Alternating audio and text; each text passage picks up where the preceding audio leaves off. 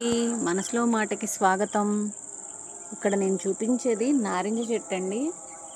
Already ఇది ఫుల్గా ఎండిపోయిందండి ఎండలకి. ఒక్క 2 రోజులు గట్టి వానకి మళ్ళీ లేలేత చిగుళ్ళు వచ్చేస్తున్నాయండి.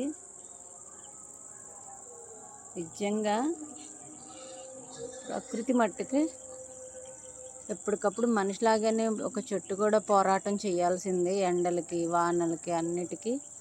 ఇంకా అరటి చెట్లు చూస్తే అన్నీ బొబ్బున్నాయండి, ఒక్క అరటి చెట్టు కూడా నిలబడలేదు.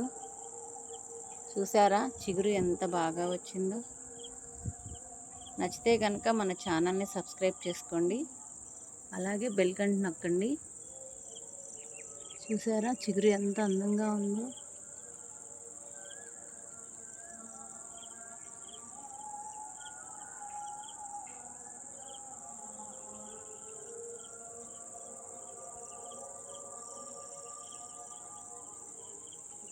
లేత చిగురు ఎంతో అందంగా ఉంది. నారింజ చెట్టు చచ్చిపోయిందేమో అనుకున్నానండి.